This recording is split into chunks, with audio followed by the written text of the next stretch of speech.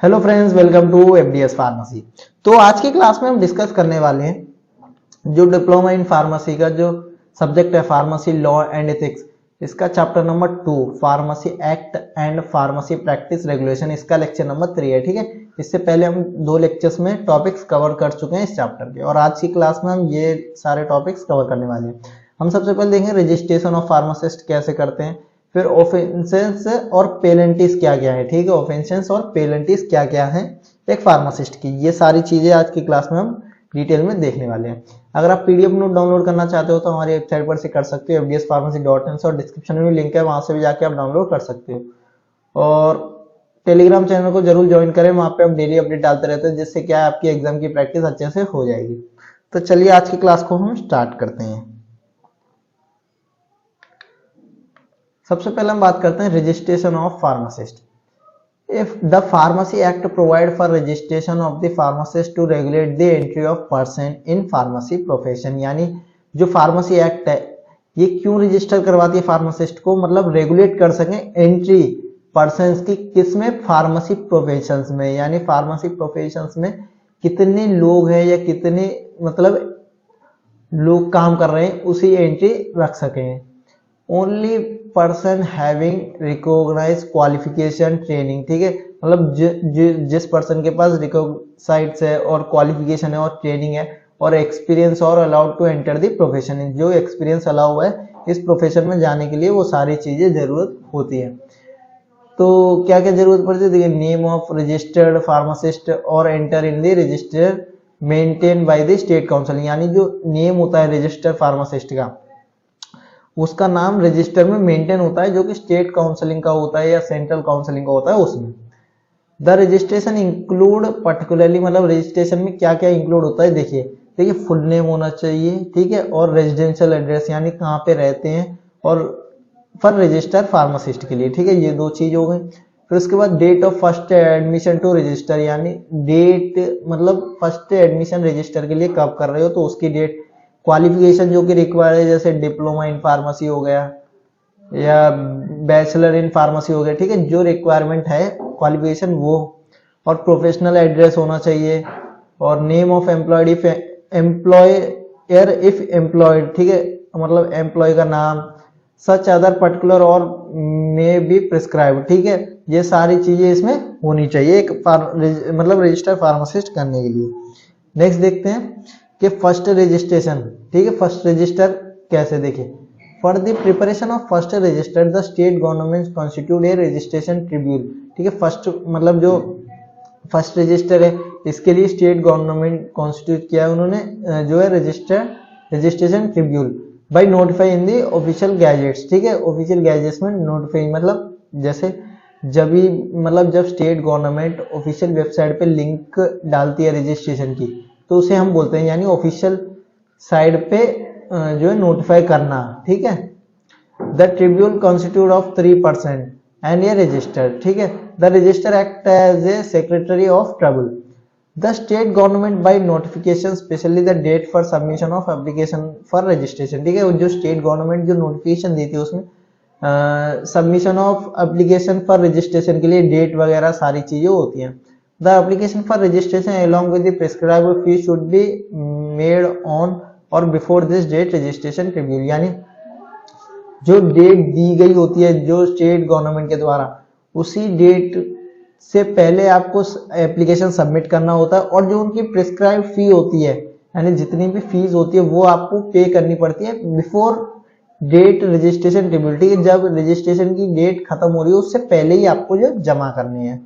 The state government by notification specify the date for submission of application, ठीक है, जो state government होती है ये डेट भी बताती है कि कब सबमिट करना है। The application for registration along with the prescribed fees should be made on or before the date registered, ठीक है, ठीक है, मतलब जो मतलब एप्लीकेशन की लास्ट डेट कब है वो सारी चीजें स्टेट गवर्नमेंट के द्वारा बताई जाती है, ठीक है, ये दोनों एक ही पॉइंट है, वो डबल हुए हैं, ठीक है। नेक्स्ट देखते हैं qualification for entry on first register, यानी फर्स्ट रजिस्टर के लिए क्या क्या क्वालिफिकेशन चाहिए, देखिए, a person above 18 years of age, यानी मतलब उस आदमी की 18 से ज्यादा एज होनी चाहिए, who residents or carry business or professional of pharmacy in state on patient of prescription fees entitled for entry of the name in the first register। ठीक है, यानी और उनका बिजनेस हो या कोई प्रोफेशन हो वो pharmacy state on patient of prescribe fee भी दी जानी चाहिए। Hold degree or diploma in pharmacy, यानी या तो कोई डिग्री होनी चाहिए, जैसे बैचलर हो गया बैचलर इन फार्मेसी, या तो डिप्लोमा इन फार्मेसी होनी चाहिए, और pharmaceutical chemistry chemist and druggist. Diploma of Indian university और स्टेट गवर्नमेंट के द्वारा एक qualification grant outside for Indian approval under section 14। ठीक है, hold degree of Indian university or other than degree in pharmacy, यानी अगर आप किसी भी बाहर अदर स्टेट या किसी में से कर रहे हो तो उसमें जो इंडियन अप्रूवल वो सेक्शन 14।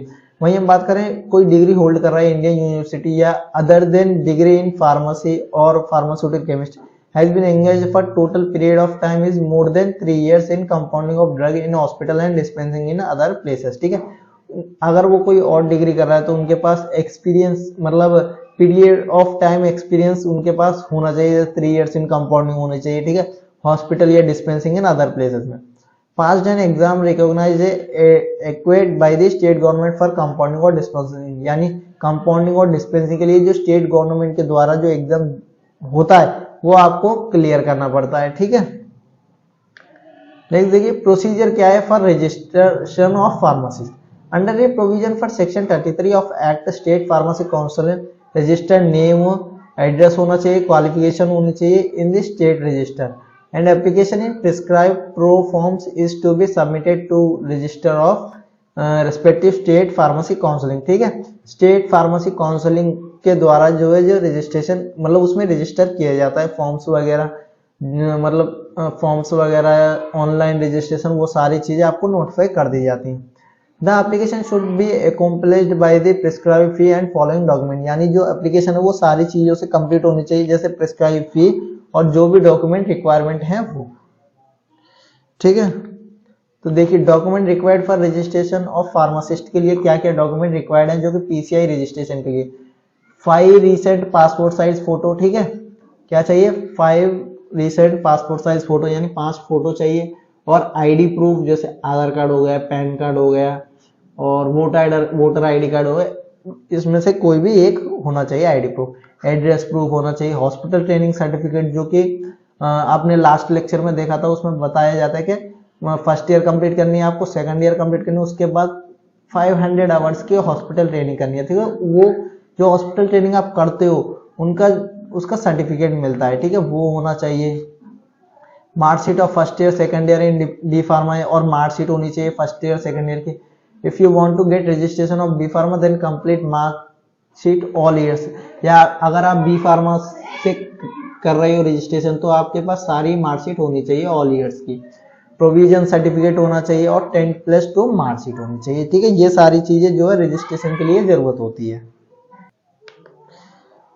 नेक्स्ट हम बात करते हैं रिन्यूअल ऑफ रजिस्ट्रेशन, यानी रजिस्ट्रेशन को रिन्यूअल कैसे कराते हैं। देखिए first registration continue till 31 December of year following the year, मतलब जो फर्स्ट रजिस्ट्रेशन होता है वो कब तक रहता है 31 दिसंबर तक, यानी ईयर के लास्ट डेट तक। In which grant there after register pharmacy should annually renew, उसके बाद एनुअली रिन्यू करवाना पड़ता है। कुछ स्टेटों में क्या है कि एनुअली रिन्यू नहीं करवाना पड़ता, 3 years के बाद करवाना पड़ता, कुछ में ऐसा भी है 5 years के बाद रिन्यू करवाना पड़ता है। By the due date to return the name और रजिस्टर ऑफ फार्मासिस्ट। ठीक है, on failure to remit renewal fee before due date 1 April of subsequent year, यानी अगर आप फेल हो जाते हो रिन्यूअल फीस पे करने में तो आपके अगेंस्ट एक्शन लिया जाता है। The name default pharmacy is removed from the register on payment of renewal fees. The register issue receipt therefore, अगर वो अपना जो रिन्यूअल फीस नहीं देते हैं तो उनका फार्मेसी मतलब जो रजिस्टर होता है उनमें से नाम काट दिया जाता है। ठीक है, फार्मासिस्ट का। This stand as proof of renewal registration. ठीक है, और उसके बाद अगर आप पे कर देते हो तो आपको रिसिप्ट मिलती है, तो वो रिसिप्ट क्या है वो बताती है कि रिन्यूअल ऑफ रजिस्ट्रेशन आपका हो चुका है। ठीक है, in order to avoid situation को अवॉइड करने के लिए फार्मासिस्ट में voluntary remit advantages renewal fee in lump some.